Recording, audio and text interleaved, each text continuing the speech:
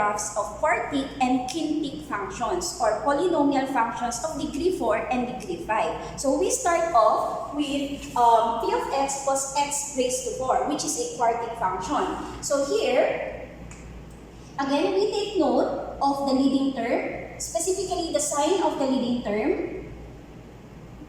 The leading term here is x raised to 4, which is positive. Now, looking at the behavior of the graph, the ends of the graph, first we look at the left side, the left end of the graph, we see that the value of y or the graph increases again without bound. So we say that y approaches to positive infinity on the left side.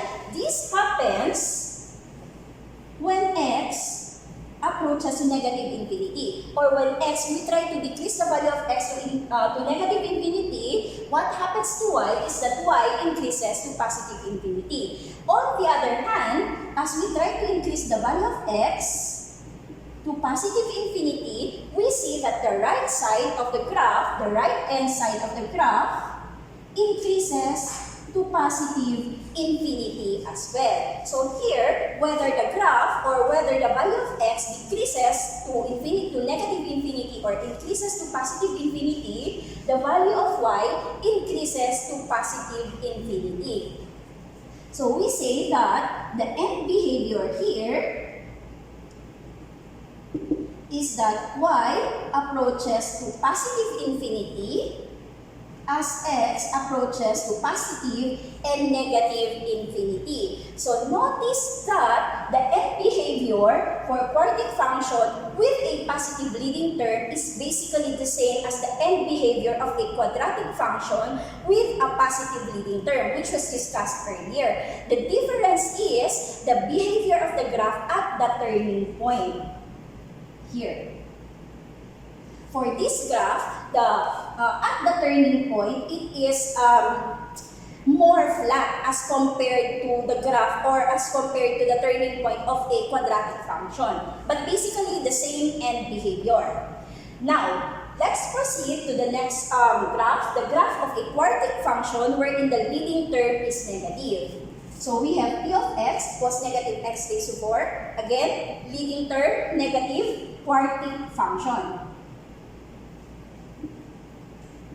So leading term is negative x raised to 4, which is negative. Now, as for the end behavior, we see that the left side of the graph, this part of the graph, we see that the value of y decreases without bound or approaches negative infinity. And that happens when x decreases or when x approaches negative infinity. So again, as x decreases, we see that the right side decreases to negative infinity. While on the right side, if we try to increase x to positive infinity, we see that the resulting values of y decreases to negative infinity as well. So in this case, the end behavior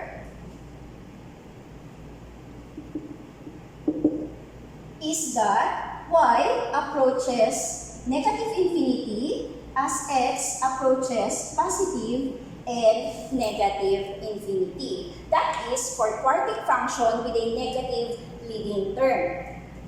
And finally, we look at the last two graphs, the graphs of quintic functions. First with the positive leading term and the next with the negative leading term. So for the positive leading term, we have this graph. A quintic function is a polynomial function of degree 5. So here, the leading term here is x raised to 5, which is positive. Now, if we look at the end behavior, first we look at the left side of the graph.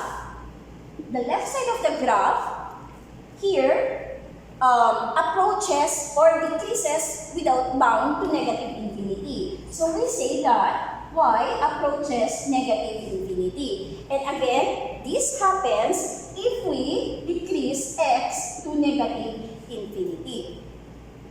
On the other hand, if we try to increase x to positive infinity, we see that the graph here on the right side increases without bound to positive infinity. There. So the end behavior for this graph is y approaches negative infinity as x approaches negative infinity, and y approaches positive infinity as x approaches positive infinity. Finally,